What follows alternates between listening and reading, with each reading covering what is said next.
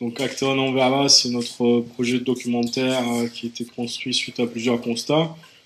Celui de la montée des extrêmes droites, dans la tête des gens, aux élections, partout. Mais aussi notre défaite, du moins la défaite du camp progressiste qui n'arrive pas à sortir la tête, à se renouveler et à renouer avec une dynamique militante. Donc je suis mauvais en introduction, je préfère faire des questions-réponses. Ce qui est important de savoir, c'est que c'est un projet amateur, on n'est pas des pros, ça s'est fait avec des potes par des potes militants, que les intervenants sont différents, qu'ils ont un discours qui est différent. Et ce qu'on a voulu montrer, c'est l'unité dans l'action, l'unité dans l'acte, et l'importance de ça pour construire quelque chose d'unitaire. Donc je peux blablater pendant des heures sur comment avancer et comment on doit tous fonctionner ensemble, mais je pense que tout le monde peut le faire ici, donc je préfère répondre à vos questions et laisser aussi la parole à Lucio et à Yves et aux personnages inconnus au milieu.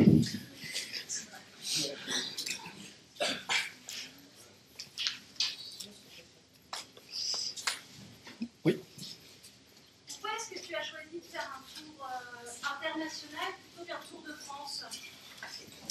Alors, j'ai choisi l'internationalisme parce que ça fait partie de nos valeurs, parce que l'internationalisme pour nous, c'est donner la priorité aux gens qui partagent les mêmes valeurs que nous, qui ont la même vision de la société que nous, et non pas rester sur une vision enfermée. De sortir de soi culturel et de montrer que partout la réalité est pareille, et que si le mouvement antifasciste ou le mouvement progressiste en général vont évoluer ou doivent évoluer, c'est grâce aux liens. Et je trouve ça hallucinant qu'à l'extrême droite, ils arrivent à faire des réunions où il y a des militants nationalistes de tous les pays qui se blairent pas, qui arrivent à se réunir, tandis que nous, dans une même ville, entre collectifs différents, on n'arrive pas à nouer des liens.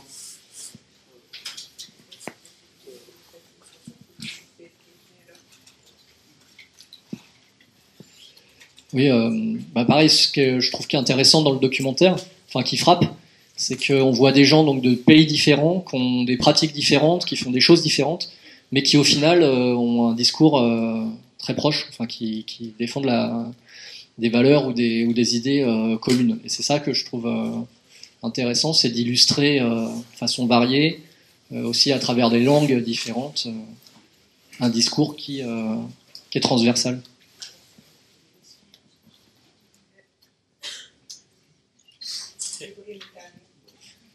Est-ce que...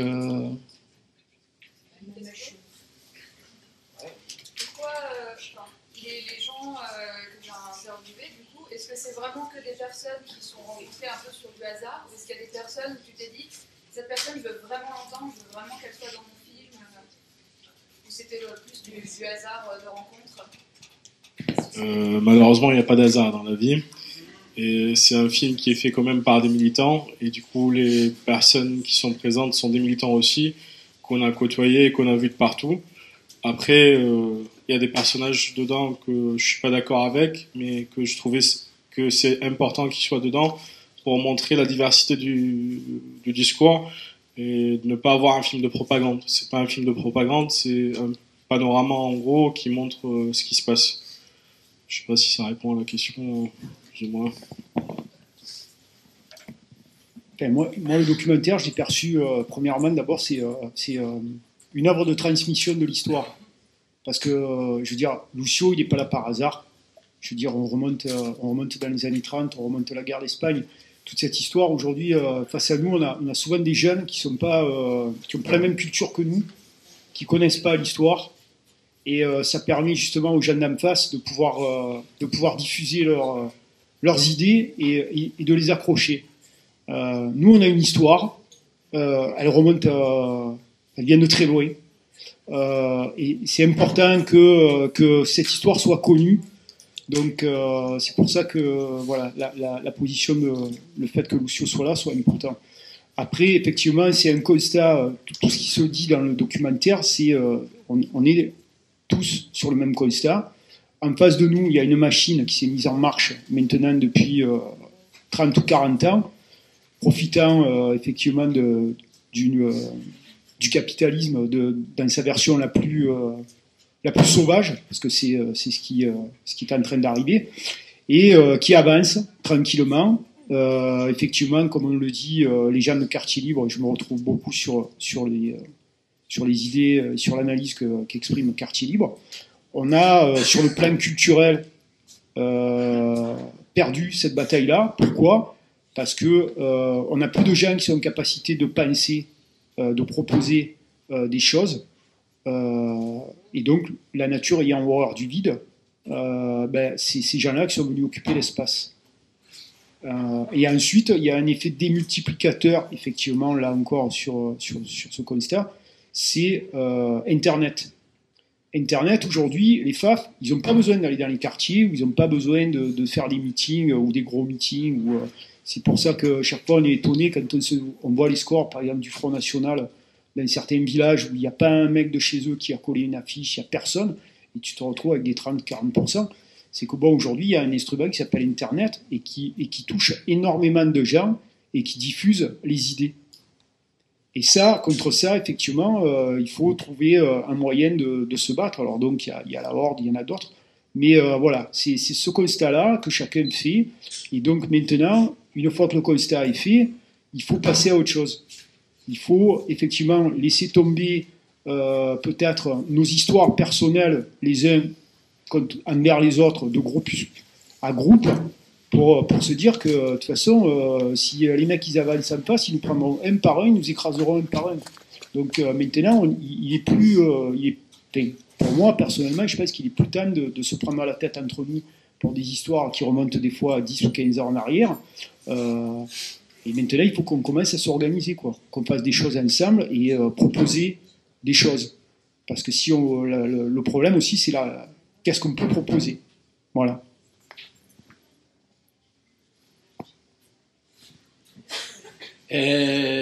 Jeudi, ils sont venus me voir à l'espace des gens qui partaient pour Madrid. Et aujourd'hui, à cette heure-ci, probablement dans les rues de Madrid, il y a 1 million de manifestants. Alors, je leur ai dit, ma pensée, j'ai dit, vraiment, enfin, on en a souffert des prisons, des fusillements, des larmes, on a passé partout et on n'a rien obtenu. Et maintenant, ça se passe d'une autre façon. La Grèce, sans rien, sans mort, sans rien, elle obtient un résultat extraordinaire. Si c'est Madrid avec Podemos, c'est la même chose. Alors, je ne m'explique pas le pourquoi. Et sans lutter, on peut dire sans lutter, ça nous tombe du ciel. Et ils m'ont dit non, il y a quelqu'un qui m'a dit non. Est-ce que vous aviez lutté tous? Ça paye aujourd'hui. Ça ne tombe pas du ciel. Vous avez lutté, vous avez fait ce que vous avez pu faire. Je suis très content dans ce domaine, mais ça ne veut pas dire que c'est la solution ou la solution, personne n'a de solution. Mais c'est en luttant qu'on obtiendra des solutions, qu'on pourra trouver des règlements des choses dans tous les domaines. Je dois féliciter à notre ami pour le film. Et là, il mérite des critiques, il faut lui faire des critiques, parce que comme ça, il progressera davantage et on progressera, c'est ce qui nous intéresse à tous. Mais le courage de faire ce qu'il a fait, c'est vraiment extraordinaire et c'est ce qu'il faut. Les individus, on est ce qu'on est parce qu'on fait. Comme j'ai dit dans l'intervention, j'ai dit, quelle différence entre un anarchiste qui ne fait rien et un curé qui ne fait rien? Il n'y a aucune différence. Eh bien, l'individu, il est ce qu'il est parce qu'il fait. Et ça, ce film, c'est extraordinaire parce qu'il nous prouve le courage et qu'aujourd'hui, on peut faire beaucoup. Mais il faut faire. On a une liberté. On a 1000 choses beaucoup plus qu'on en avait à l'époque. Vous vous rendez compte, on était de crève la faim avec des amis qui sont ici. On était de crève la faim et dans le quartier où je suis, je peux vous dire, j'ai fait 9 imprimeries à l'époque. De crève la faim, on n'avait rien.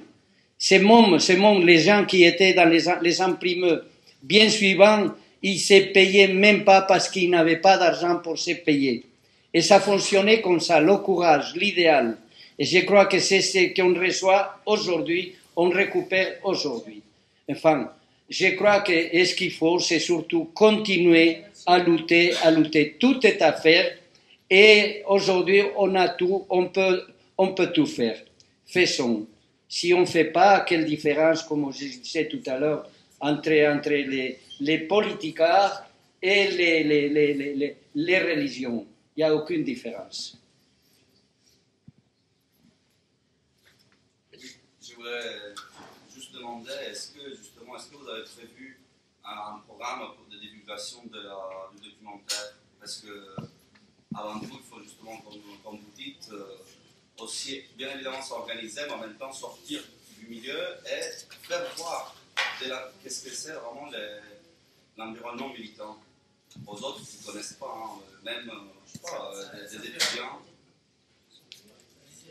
Des étudiants à tout le monde, à tout type d'organisation en fait. Alors, pour... C'est pour compléter.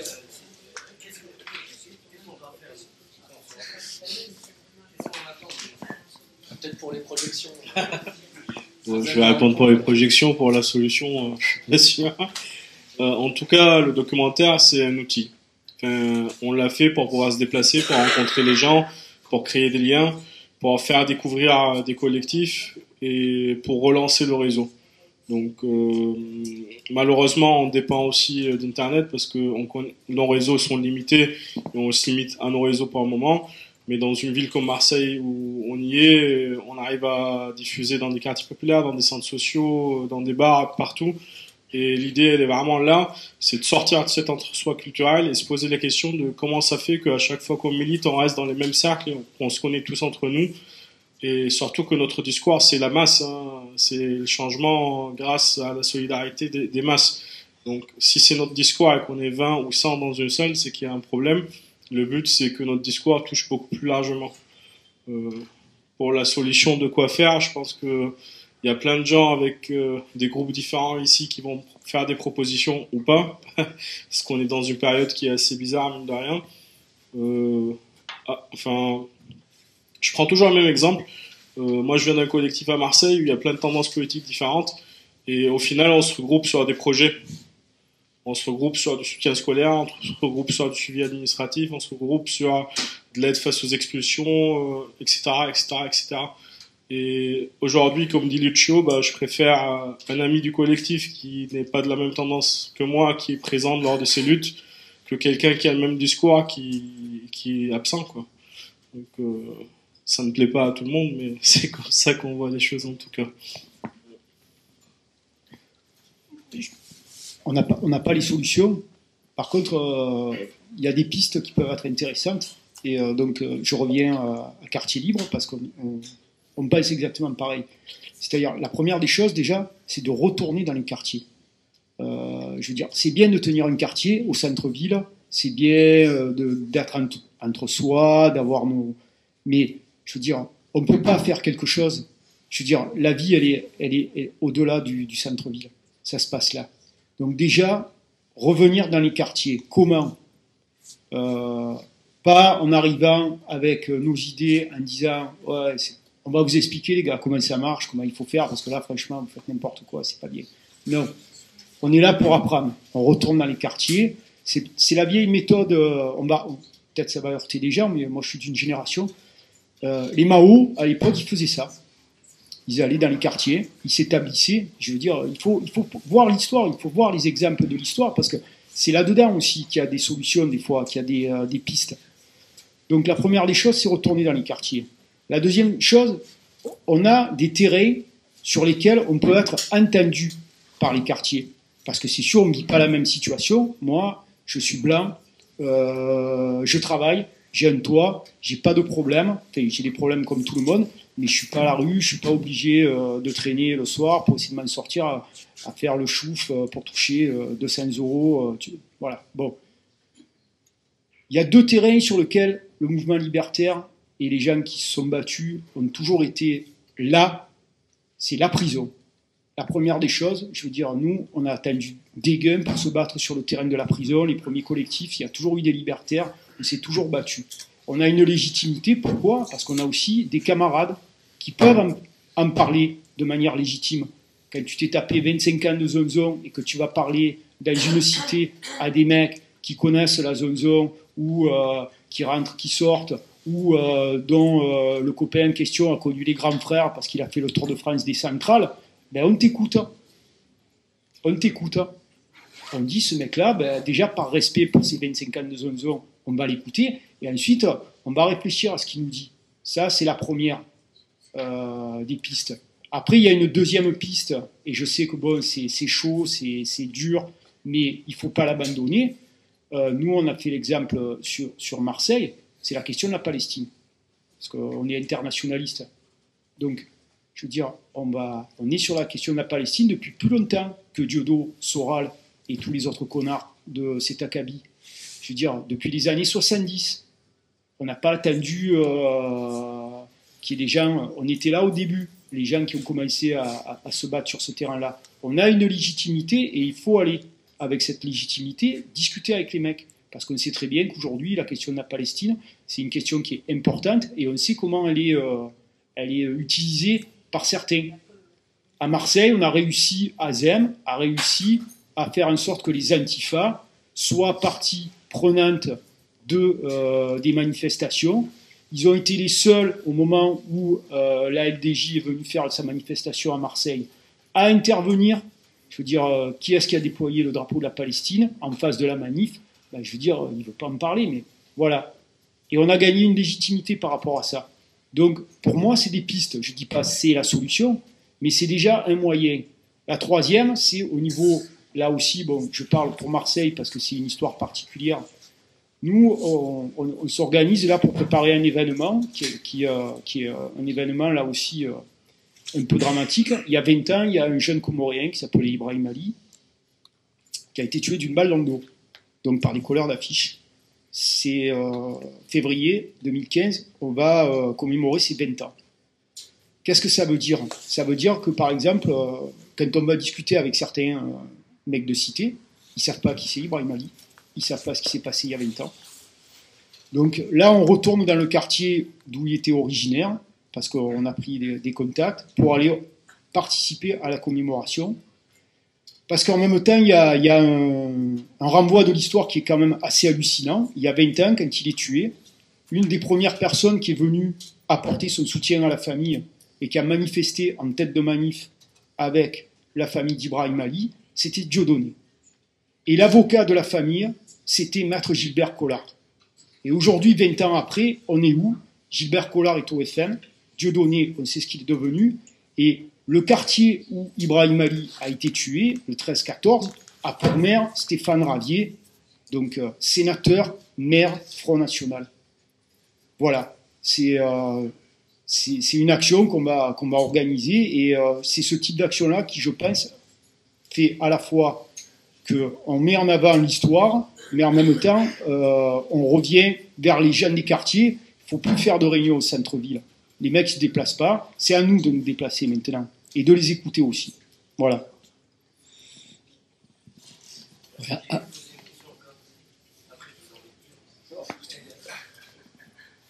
Vous étiez en train de parler de la Palestine. Ouais. Vous étiez en train de parler de la Palestine. Et vous étiez en train de dire aussi que vous étiez tout le temps. Moi, je vous jure que je ne vous ai jamais vu. Moi, j'ai l'âme antifa, hein, Ouais. mais je ne vous ai jamais vu dans n'importe quelle manifestation. Mais c'est parce que tu n'habites pas Marseille. Ah ouais, c'est bien Marseille. Ouais, je suis Marseillais. À mon avis, ça doit être comme ça aussi. Ouais. Ah là, tu m'as tué. Non. Ouais. Après, moi, je pense que... bon, juste, moi, Yves, je voulais juste te dire que le discours de quartier libre, je trouve, moi, je ne m'y reconnais pas du tout, mais vraiment pas du tout. Je trouve qu'il y a beaucoup de choses à critiquer. Juste sur le truc des quartiers, moi, je pense que quand j'étais intérimaire, j'avais beaucoup de collègues qui étaient des quartiers. Quand on bosse 8 heures par jour, aller aussi dans les quartiers, c'est pas forcément évident. Donc il n'y a pas forcément le truc aussi aller dans les quartiers, arriver comme ça, et effectivement, on arrive, t'habites pas le quartier, et t'es perçu un petit peu comme un extraterrestre. Ça, c'est normal. Mais moi, je pense que notamment des structures comme les syndicats, ça permet justement ce mélange entre les centres-villes, les quartiers. Donc ça aussi, c'est des structures, notamment pour un travail antifasciste, qui peut être intéressant dans l'éducation nationale, aussi les profs. Je veux dire, il y a aussi dans les LEP, les quartiers, les profs qui sont directement confrontés, quoi. Et juste, je veux dire une chose qui n'est pas forcément politiquement correcte, juste, je rectifie, parce que dans le film, c'est pas la loi sur le voile. Ça en fait, ça n'existe pas. Donc, en ce moment, on entend parler beaucoup d'islamophobie, mais il y a aussi beaucoup d'antisémitisme. Il y a aussi tout ça qui revient. Faut pas être... voilà, donc c'est un sujet un petit peu difficile. Et bon, je ne sais pas si on va avoir le temps d'en parler. Juste sur le film. Donc je pense que je trouve que ton film, il est super ambitieux. Et enfin, très ambitieux. De montrer justement différentes générations comme ça, je trouve ça très ambitieux. Et pour le coup, en le regardant, j'ai essayé de me placer du regard extérieur, quelqu'un qui ne connaîtrait pas.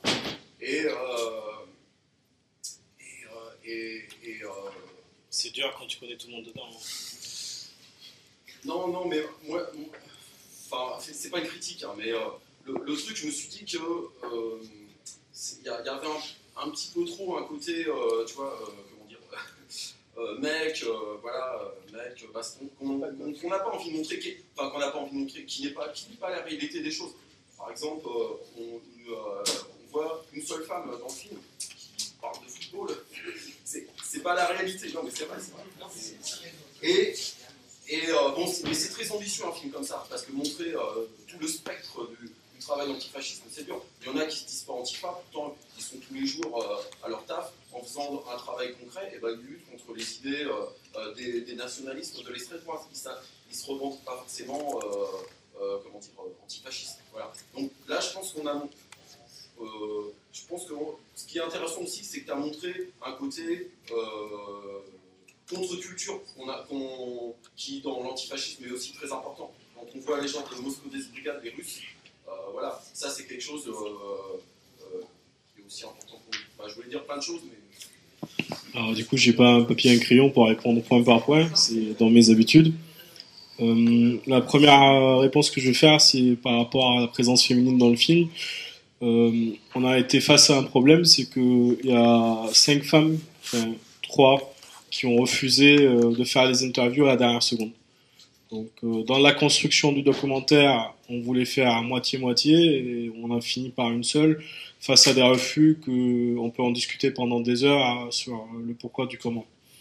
Pour revenir au sujet de différents types de racisme et de la montée du communautarisme, etc., je pense que déjà tous les intervenants dans le documentaire sont différents, mais on part d'une posture qui est super simple, c'est que il y a des dominés, il y a des dominants. Souvent, les rôles s'inversent des fois. Nous, on n'est pas dans des postures dogmatiques, donc on ne veut pas être pro quelque chose à fond. On est juste dans un rapport de solidarité face à quelqu'un qui se fait réprimer, enfin quelque chose et tout. Et du coup, le lien, il se construit dans la lutte. Il se construit pas sur quelque chose de théorique. Et je trouve que c'était vraiment une erreur des 10 dernières années, c'est qu'on a toujours été dans le théorique et rarement sur le terrain, sur pas mal de questions. Et ça a plombé beaucoup de choses. Et ça aussi, ça a changé la réalité. À se trouver dans des fois j'étais dans des manifestations où on a discuté des heures avant sur internet sur une banderole, et pour porter la banderole on était 2, tandis que sur les discussions on était 40, quoi. Enfin, j'exagère même pas pour 40. Donc pour revenir sur la Palestine, le voile, l'antisémitisme et tout, évidemment qu'on lutte contre tout ça, et que pour moi il faut partir de la posture dominé-dominant, lutte de classe, aussi simple que ça le soit. Et c'est une grosse erreur, effectivement, de tomber dans le jeu du communautarisme. Je sais pas si ça répond un peu à ta question, mais tu as parlé de tellement de choses que... Et pour finir, je trouve pas que ça fait mec et violent le film, parce qu'on voulait faire le contre-pied... on a essayé de faire le contre-pied d'un documentaire qui est venu avant. Enfin, je sais pas si c'est un documentaire, mais on essayait de sortir de ça. Et en gros, notre discours, c'est pas la force et la violence. D'ailleurs, on en voit rarement. Les seules scènes de violence dedans, c'est l'extrême droite qui les commettent. Notre discours, c'est la solidarité. Notre discours, c'est toucher les masses. Et notre discours, c'est des valeurs progressistes. Hein. Après, quand il faut, ça c'est autre chose. Mais je me mettais dans la peau de quelqu'un qui ne connaît pas. C'était pas ma vision à moi. Oui, bah, tu l'as évoqué, mais je crois que, enfin, faut dire les choses. C'est vrai que pour parler d'Antifa jusqu'à présent, le seul documentaire c'était Antifa chasseur de skins. Je trouve que sur la question du virilisme, du coup, on a progressé. Bon. Mais après, c'est vrai que il faudrait des documentaires comme Acta Non Verba, il en faudrait 3, 4, 5, 10 pour qu'on puisse avoir, encore une fois, comme Lucio disait, Azam il a eu le courage de remonter les manches et puis d'aller voir les gens et puis de le faire. Et je trouve de le faire, tu disais, on est des militants et tout, et de le faire bien, c'est-à-dire que c'est pas non plus le documentaire vite fait, c'est quelque chose qu'on peut montrer dans un cinéma, c'est pas déshonorant, ça passe bien à l'écran, il y a quand même une qualité, je trouve, qui est, enfin en tout cas une volonté de faire quelque chose de bien fait, et puis voilà, qui tranche avec les seules ressources qu'on avait, enfin en fait il y en avait qu'une. Et je crois que ça nous a fait beaucoup de tort en tant qu'antifascistes, parce que quand les gens ils voulaient organiser une projection sur ce thème, eh ben ils avaient un seul truc, et quand les gens ils nous demandaient notre avis, on disait bah c'est peut-être pas une super idée, parce que effectivement on n'est plus dans les années 80 et même, et quand bien même quoi. Et donc là au moins on a quelque chose, un support qui après demande, enfin l'idéal ça serait que ça appelle les gens à avoir envie de faire leur propre film sur l'antifa, justement, parce que nous on a un slogan, c'est l'antifascisme, c'est l'affaire de toutes et tous. Et c'est ça que nous on voudrait, c'est que déjà sur la présence féminine, bon bah Azam il a répondu, mais au-delà de ça, sur la question de la convergence des luttes, là aussi ça commence à émerger des questions. C'est évident que pour parler d'antifascisme, là on a, c'est comment dire, c'est un petit aperçu, on a entrouvert la porte quoi. Et pour montrer tout ce qu'il y a derrière dans la grande maison antifasciste, eh ben il faudrait des heures et des heures de documentaires, je pense. Voilà. Après, les choix qu'a fait Azam, je trouve qu'ils sont quand même intéressants dans le sens où je pense quand même, alors je sais pas moi, le regard extérieur, je pense, moi personnellement, je peux pas le porter. Je suis pas sûr que ça soit très facile. Faudrait demander à des gens qui l'ont vu peut-être ici et qui découvraient l'antifascisme. Mais en tout cas, je pense que ça casse un certain nombre de stéréotypes, malgré tout. Et en même temps, c'est pas non plus c'est pas un conte. C'est aussi ce qu'on est. Je veux dire, c'est assumé quand Moscone Brigade est cagoulé, un certain nombre d'images, une imagerie qui est pas. Justement, c'est ça que je trouve intéressant, c'est que dans le documentaire, il y a une part du folklore antifa qui est assumé, qui est présent, on reconnaît les codes, et en même temps, il y a peut-être quand même des éléments de surprise. Ah bah oui, il y a pas que c'est pas des bastons dans la rue, parce qu'en fait, on n'en voit pas. C'est peut-être autre chose l'antifa. Et déjà, pour moi, c'est une étape importante. Après. Libre à ceux qui s'en sentent le courage, l'énergie et le talent peut-être de faire Acta Non Verba 2. Hein. Ça, c'est sûr que ça serait. Je pense que voilà, il faudra que ça peut-être passer la main, justement pour avoir un autre regard. J'ai vécu beaucoup de critiques en ce qui me concerne, parce que j'ai créé deux petites entreprises. Et j'ai dit aujourd'hui, à l'époque, enfin bon, il y avait beaucoup de monde, il disait patron. J'ai dit aujourd'hui, si j'avais la possibilité de créer des centaines et des centaines d'entreprises comme celles que j'ai créées, je le ferai. Je sais ce que c'est travailler pour arriver où il est arrivé, seul, à moins qu'il soit la mairie de Marseille qui l'a subventionné, je ne sais rien. Mais bon... tu as raison de le critiquer un petit peu parce qu'il est fort et il est machoté. Pour moi, ce qui compte, c'est ce désir, c'est ce qui nous apporte, le courage. Et à travers là, bon, les perfections, ça n'existe pas.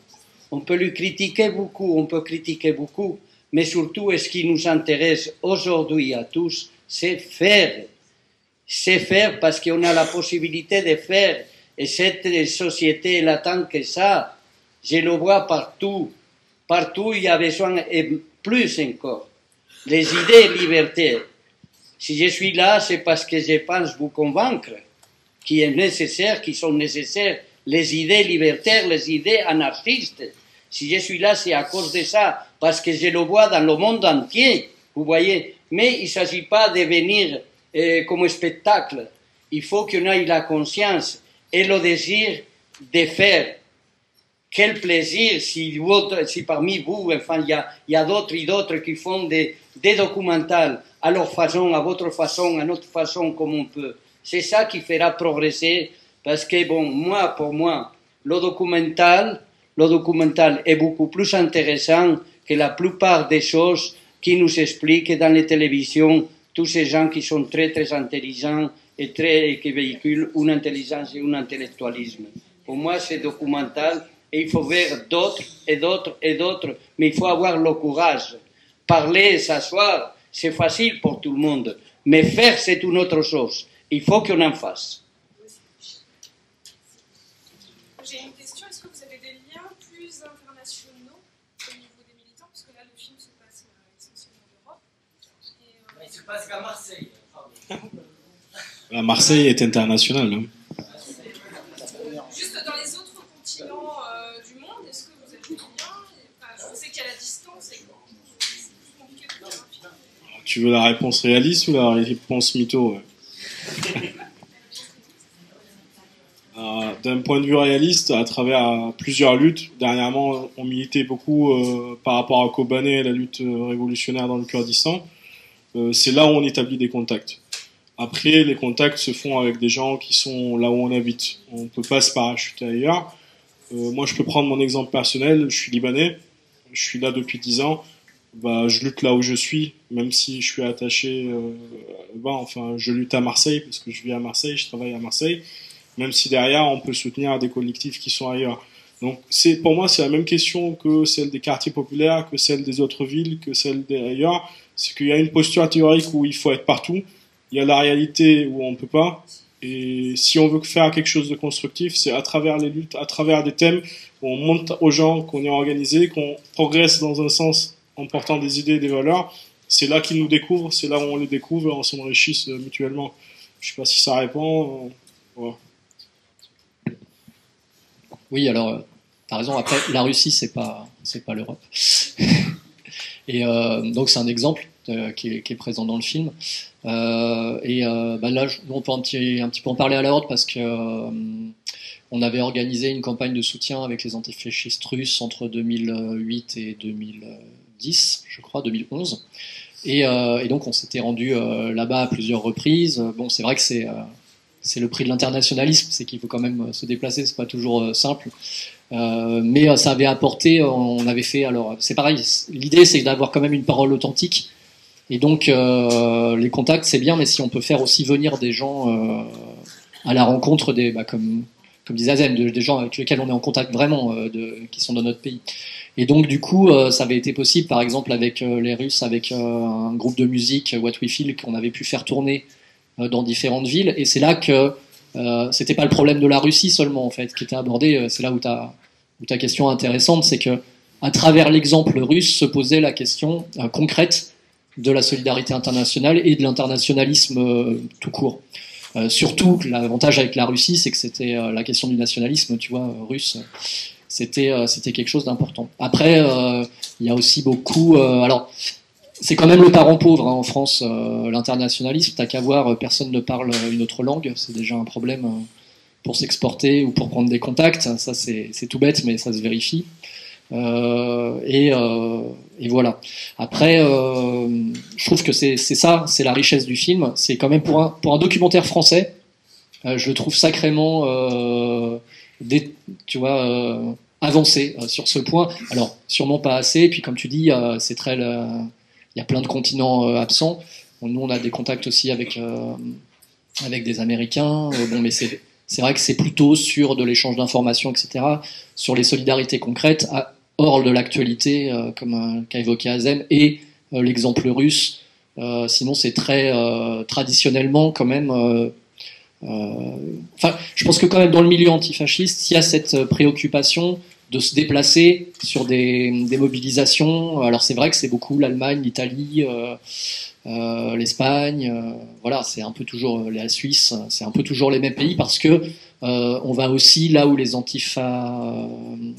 mouvement antifasciste existe et est fort. On est aussi un pays où le mouvement antifasciste est faible. Faut dire les choses. Et ça, je trouve que c'est aussi un des. C'est pareil, je vais pas passer. C'est pas pour passer la pommade, mais c'est vrai, je trouve que le documentaire, il est humble. Il cherche pas à dire, voilà, en France, regardez tout ce qu'on fait, quand on est super, on est terrible. Justement, on reste à notre place. Il y a un copain qui m'a fait la remarque, qui me dit, bah c'est super, on voit le documentaire à l'étranger, c'est super ce qu'ils font, puis chez nous, on voit des gens qui parlent, quoi. Et acton non verba, quoi. Et en même temps, bah ça, on assume. Le truc est assumé. C'est pas un truc mytho. Ça, je crois que c'était la qualité première que devait avoir ce documentaire, parce que c'est de ça dont on souffre. C'est vrai que le mouvement antifasciste en France, il est très très faible, mais c'est qu'il faudrait qu'on se réfléchisse la mémoire un petit peu. Depuis presque un siècle, la France s'est très mal comportée avec les gens qui souhaitaient y décider changer certaines choses. La France, ça a été un pays, et il est encore, très réactionnaire. Il faut voir le comportement qu'elle a eu, la France, avec les pauvres Espagnols et républicains espagnols. C'est de là que nous viennent tous les malheurs.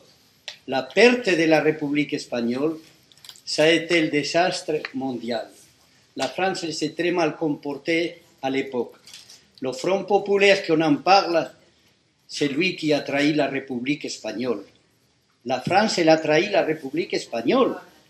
Non seulement elle a trahi la République espagnole, et c'est pour ça, moi j'aime ce pays, et c'est pour ça qu'on a une dette avec le monde entier, qu'on veut ou qu'on ne veut pas.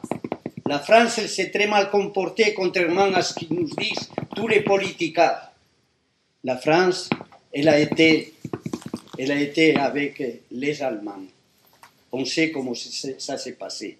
Il y a eu, même le pauvre général de Gaulle a été condamné à mort. C'est pour vous dire, les gens ne le savent pas. Le général de Gaulle condamné par son pays même. Ça, c'était la France.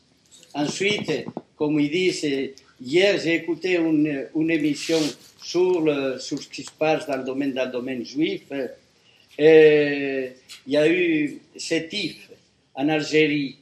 Et Albert Camus, il comparait Sétif à comment s'appelle, le pays qu'on a brûlé tout le monde à l'intérieur. En France, il y a eu une région, comment il s'appelle, on a mis tout le monde dans les... Bien sûr. Et Albert Camus, il comparait ça, mais d'un côté, les Allemands, c'était à Oradour, et d'un autre côté, la France, c'était à Sétif. Et tout ça, moi, ça ne me fait pas peur, et ce n'est pas ça qui va me faire changer l'amour que j'ai pour ce pays, parce que malgré toutes les contradictions qu'on a et qu'on a vécues, la France, elle peut apporter quand même.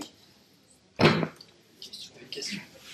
Pour rebondir sur le côté internationaliste et sur le volet russe du documentaire, à le regarder là, comme il est, en le regardant aujourd'hui, j'ai eu un peu une hésitation sur la correspondance de ce mouvement à l'idée de l'acte non verbal, parce que on voit quand même plutôt le côté subculture, musique peut-être, mais on ne voit pas ce que font les antifas russes réellement. Qu'est-ce que pour vous donc l'antifascisme russe? Alors, c'était à eux de l'expliquer, pas à nous en fait. On n'est pas là pour parler à la place. Alors, c'est là où on a des faiblesses et des lacunes, mais dans l'interview de Piotr, on voit la campagne de Kimki, qui a marqué pas mal d'esprit là-bas, je pense, si tu connais un peu la campagne de Kimki. Et le plus gros point qu'il y a eu en relation c'est moi j'ai rencontré ces gens-là comme ça, c'est qu'ils ont fui la répression, si on les a logés, on les a aidés pour avoir leurs papiers. Et après, c'est la même pour plusieurs intervenants. Je connais ce qu'ils font, je sais ce que j'ai envie d'entendre de leur part. S'ils parlent d'autre chose, c'est pas, je peux pas m'en porter responsable. Mais je pense que si vous fouillez un peu sur Internet, sur Piotr, vous trouvez beaucoup de choses sur ce qu'il fait. Non, c'est juste pour dire que justement, je connais un peu, je connais les actions qui sont faites, mais dans l'interview, dans le documentaire, ça passe un peu moins que le côté un peu subculture et peut-être aussi combat de la rue. À Turin, justement, c'est là où tout. Donc j'ai l'impression que c'était vraiment clair par rapport à tout ce que faisait le collectif, et aussi bien pour les enfants, et c'est très bien expliqué. Et juste pour te répondre rapidement, puisqu'on avait fait la campagne à l'époque, oui, bien sûr, enfin, nous, nos contacts avec des antifascistes russes, ils dataient pas du début des années 2000, 2003, avec justement l'émergence d'un mouvement antifasciste plutôt contre-culturel, jeune, mais il y avait déjà des antifascistes en Russie bien avant, et qui aussi avaient des modes d'apparition différents, etc.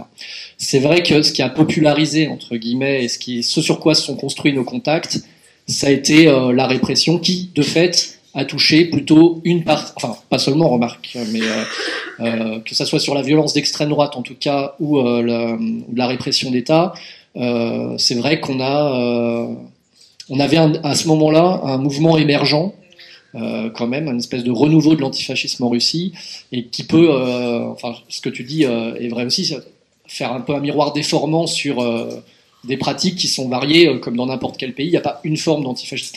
Alors c'est vrai, comme là on voit, mais de la même façon qu'en Allemagne ils font pas que jouer au football, ou en Italie faire de la boxe, quoi. Mais donc il faut bien sûr, parce qu'on peut pas montrer. Il faudrait, là encore, je me répète, mais il faudrait, enfin ça existe. Nous on avait montré quand même des documentaires sur la réalité de l'antifascisme russe. On avait publié une brochure à l'époque avec Nopa Saran qui montrait la diversité de l'antifascisme dans ce pays-là, et c'est vrai que ça pourrait être fait dans n'importe quel autre pays. Justement, je surveille l'heure quand même, qu'on se garde un petit peu de temps pour aller boire un coup après. Voilà, parce que voilà, on voudrait laisser. Alors, je ne sais pas si on l'a dit au début. Je t'en ai parlé ou pas, je ne me rappelle plus. Juste on va prendre quelques questions, mais on se gardera quand même un temps, parce qu'on a des invités supplémentaires qui viendront après présenter un collectif de maires d'antifascistes qui ont été assassinés par l'extrême droite, et italien, maires italiennes, et qui viendront un petit peu se présenter. Donc on gardera un quart d'heure, 20 minutes sur la fin pour ça. Mais il y avait une question. Dans le documentaire, les Français parlent à visage flouté, enfin, sauf Azem. Et vous disiez tout à l'heure que ça, qu'il y avait et qu'il y a eu des annulations d'interviews, tout ça. Est-ce que c'est compliqué de témoigner publiquement quand on est antifa, même dans un docu réalisé par un antifa? Non, c'est parce que je suis très timide. Non, c'est plutôt une habitude, en fait. Moi, je savais pas. Je pensais que tout le monde ferait pareil. Alors voilà. Du coup, on est quelques-uns à être floutés. Moi, je pensais qu'on le serait tous, parce que c'est l'habitude. Ça, c'est d'ailleurs un gros problème, et c'est aussi pour ça qu'on avait besoin du documentaire. C'est que l'antifasciste n'aime pas trop la lumière des projecteurs, et ça a posé problème. C'est pour ça que dans les médias on voit pas aussi, il n'y a pas de porte-parole antifasciste, et c'est très bien d'ailleurs. Enfin, je veux dire, c'est une volonté de notre part, et s'il y en avait un, on serait bien embêté. Mais du coup, c'est vrai que c'est souvent un débat, parce que on nous dit mais l'antifasciste n'est pas incarné. Ça fait bizarre, les cagoules, les machins. Tout de suite, on dirait, je sais pas, soit parce que vous avez peur, soit parce que vous auto-criminalisez, ou je sais pas quoi. Et c'est vrai que je pense que le débat est pas tranché, mais peut-être que. En tout cas, moi aussi, dans le collectif dans lequel je milite, ça fait 1 an ou 2 qu'on ne met pas les cagoules, on se floute pas. Et c'était suite à beaucoup de débats. Et à la base, on parle de collectif où l'action est anonyme, pas pour se cacher, non pas qu'elle soit collective et qu'elle soit pas personnalisée, individualisée. Ce qui porte l'action, au final, c'est le fait et c'est pas les personnes qui la portent. Après, c'est un grand débat aussi sur qui représente quoi, comment, mandat impératif ou pas. Enfin, moi, à chaque fois que je regarde la télé, et ça m'arrive rarement, qui parlent de l'antifascisme et qui choisissent des personnages qui militent pas, qui parlent au nom de milliers d'autres qui luttent, ça me rend fou, quoi. Et malheureusement, on est dans une période où le mouvement antifasciste en France n'est pas structuré. Le discours, il est divers. Et du coup, le réduire à une personne ou 2 ou 3, ça serait dommage quand même. Enfin, le but, c'est d'être dans la diversité. Après, sur les sites internet qui sont la Horde et Quartier Libre, je pense qu'il y a pas mal de plaintes qui sont reçues aussi. Donc, il y a la question légaliste. Voilà. Et...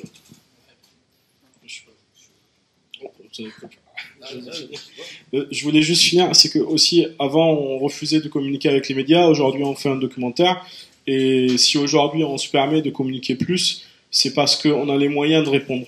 Ça veut dire qu'il y a 10 ans en arrière, on refusait les interviews parce que si au montage il vrillait ou il nous faisait dire des choses qu'on n'a pas dit, on n'avait pas le droit de réponse. Tandis qu'aujourd'hui avec Internet on arrive à communiquer mieux et à dire ah bah non, ils nous ont eu sur ce truc au montage et du coup on arrive à réagir.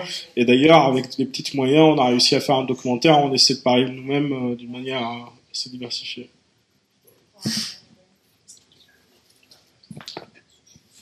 Je ne suis pas d'accord avec cette histoire de cacher sa figure.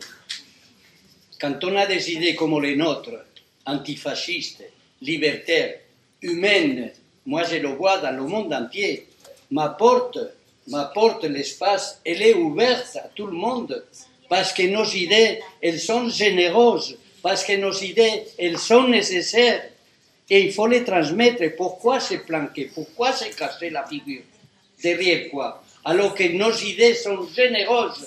J'ai pas peur de dire, j'ai pas honte de dire qu'il faut aider les pauvres, que les pauvres ont besoin de nous, plus que jamais. J'ai pas besoin de dire que la liberté elle est nécessaire et que si on ne la défend pas, bon, enfin, mais tout ce qu'on peut préconiser, les libertés, tout ce qu'on a préconisé, je suis contre les guerres. Je suis contre les guerres. Si les guerres, je suis contre les richesses. Si les richesses le font mal, si les richesses servent à faire la guerre, je suis contre. Mais je ne suis pas contre les richesses. Si on sait les utiliser, et tout ça, c'est nos arguments. Alors, je ne vois pas pourquoi on doit se cacher. On doit dire ce qu'on est. Parce qu'on a raison de le dire, parce que l'histoire nous a donné raison, il nous donne. Je le ferai plus. Par rapport justement au suivi, il va être mis à disposition quelque part. Sur Internet, gratuitement. Bah, quand même pour, enfin, tu pourras le dire, mais le film a déjà été. Je pense que l'idée, ce qui est intéressant, bah, c'est ce qui se passe aujourd'hui. C'est-à-dire que si les gens, on en a discuté un petit peu avec Azem avant de la projection, savoir est-ce qu'on met, parce que c'est l'idée de départ, le film à disposition directement avant, et ouais, je trouvais que, enfin, l'idée c'est de créer des rencontres. Après, l'idée c'est que tout le monde le voit, donc on peut faire en 2 temps. Là, Azem il était à Metz hier, il est à Lille demain. J'espère à Tours, à Besançon, dans d'autres villes où il y a des collectifs antifa prêts à les accueillir pour faire des événements comme celui-là. Et après, il sera toujours temps de le populariser sur Internet. Pardon ? Oui, mais alors ça, là on a, alors c'est là où nous, la Horde, on participe au projet en invitant, on a envoyé au collectif antifasciste des invitations à à projeter le film. Voilà, dans différentes villes et avant sa mise à disposition pour tout le monde. Il y a aussi l'idée, enfin je pense que ça serait bien aussi que voilà, les gens voient qu'un film, ça, il faut le produire, c'est pas c'est pas un bien de consommation immédiat et que c'est bien de créer des événements autour, quoi. C'est un peu le problème d'Internet, c'est que si tu balances ton truc direct, les gens ils voient ça comme ils regardent une vidéo de chat et puis après ils passent à un autre truc. C'est ça, c'est trouver l'équilibre entre mettre en scène le projet.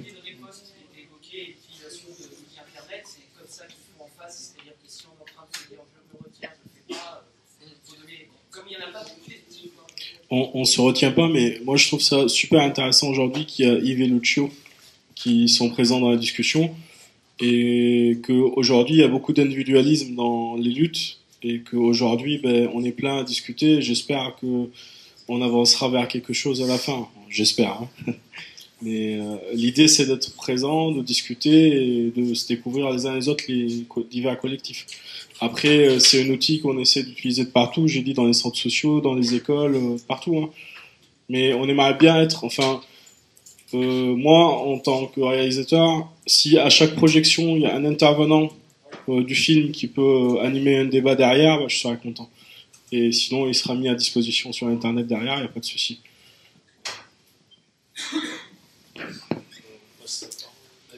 Est-ce qu'il y a encore... S'il n'y a pas de questions, on passera...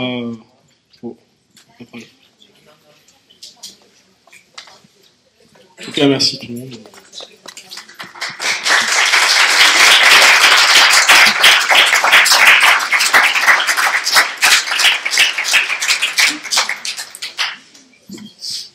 Bonsoir.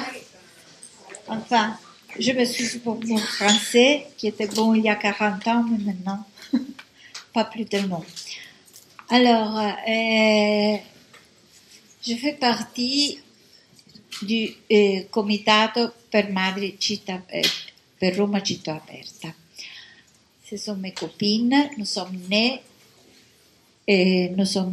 après qu'on a tué Renato Biaggetti, qui était un garçon de 27 ans, qui a été tué une nuit du mois d'août du 2006 par des garçons très jeunes, très jeunes, qui n'appartenaient pas exactement à un parti de droite, mais qui avaient cette culture, la culture de droite, la culture qui élimine les différences, qui n'aime pas ceux qui ne sont pas comme eux. Hein? Donc, Stefania, qui est là, qui est la maman de Renato, a pensé qu'il fallait faire quelque chose, qu'il ne fallait pas se tenir toute cette douleur pour elle, mais son désir, c'était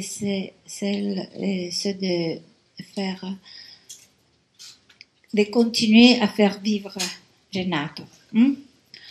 Donc, nous sommes tous mères des garçons comme vous, enfin, qui ont des idées de gauche et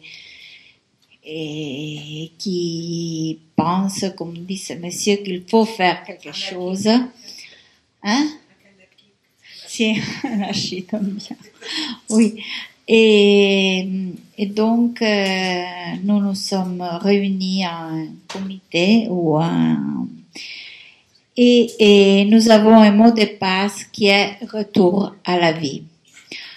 Pourquoi? Parce qu'on pense justement que les idées de ces garçons qui ont été tués, parce qu'il n'y a pas seulement Renato, hein, en Italie, il y en a assez. Et qui n'ont pas été tués seulement par d'autres garçons, mais il y a des morts d'État, il y a des morts causées par la police, et donc ils sont assez. Hein.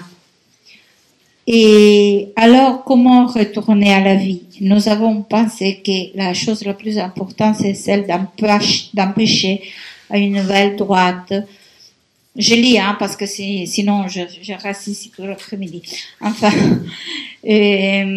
d'empêcher à la nouvelle droite de mener les nouvelles générations qui sont privées de leurs rêves et qu'on leur